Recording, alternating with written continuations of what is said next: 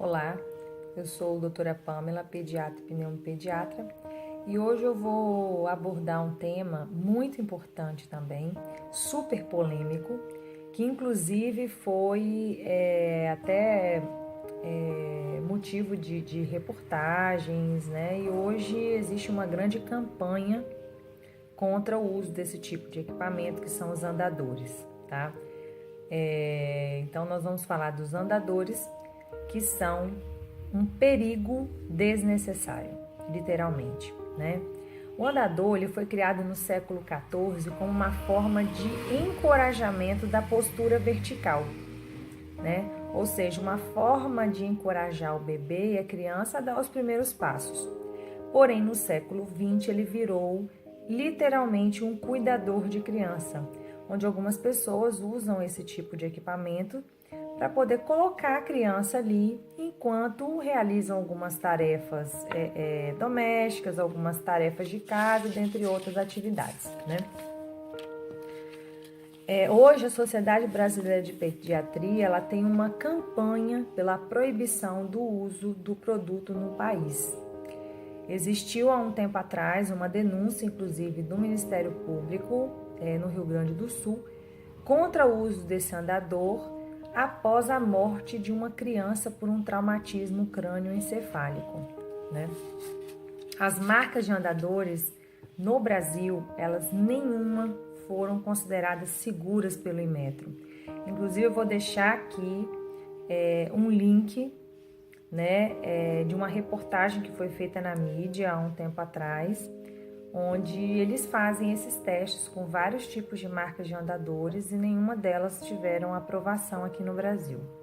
Além da insegurança, existem vários outros motivos para que a gente não utilize um andador nessas crianças, tá? Primeira coisa, o andador ele prejudica o desenvolvimento psicomotor do bebê. Segundo, ele atrapalha o processo natural da marcha.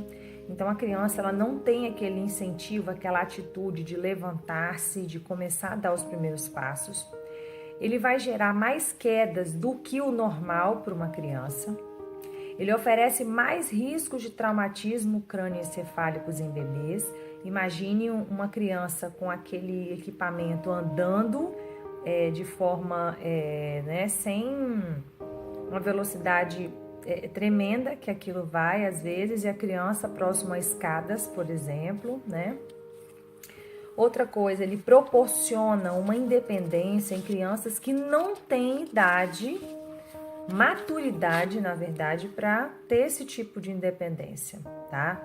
Eu tenho outra questão que é o desequilíbrio, quando eu tenho riscos mais graves de queimaduras, de afogamentos. Então, imagine uma criança naquele andador, andando pela casa toda, e de repente entrou na cozinha e bateu no fogão e tinha ali um líquido, uma panela ou algum tipo de produto, né, muito quente, e isso cai sobre a criança, né? Afogamentos, crianças com andadores próximo à piscina, criança com andadores próximo a algum outro tipo de local onde tenha água, enfim, né?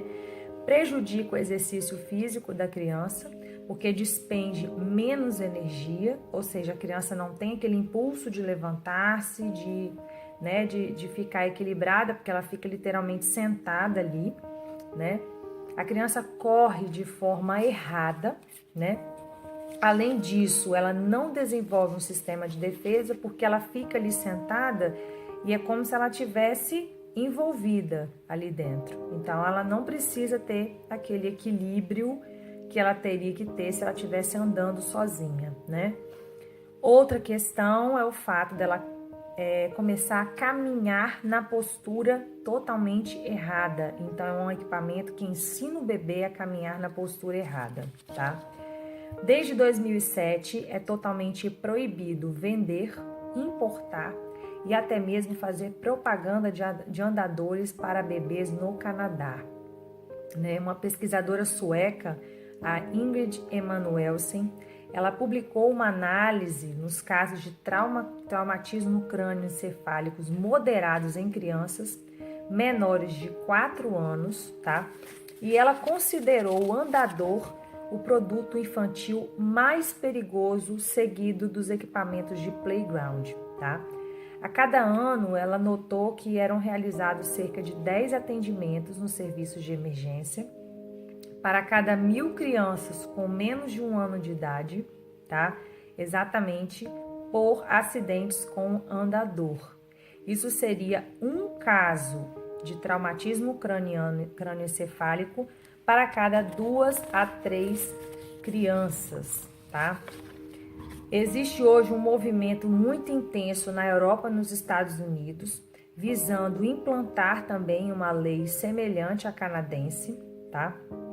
E enquanto esse progresso não chega no Brasil, tá? A gente continua aí orientando os pais, pedindo bom senso no sentido de não expor os bebês a esse tipo de produto, a esse tipo de equipamento, tá?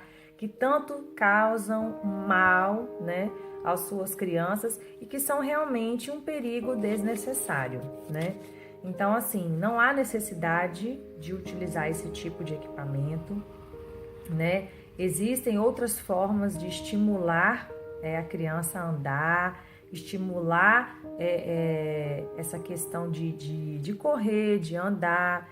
Então, a gente tem que ficar atento a isso, né? É importante que vocês também assistam a esse teste que foi feito do Inmetro. Eu vou colocar o link aqui para quem não assistiu na época a reportagem que foi feita, né? É importante que vocês compartilhem esse vídeo, principalmente com quem está fazendo uso ou pretende usar esse tipo de equipamentos em bebês e crianças, tá? Então é isso aí, pessoal. Muito obrigada e até o próximo tema.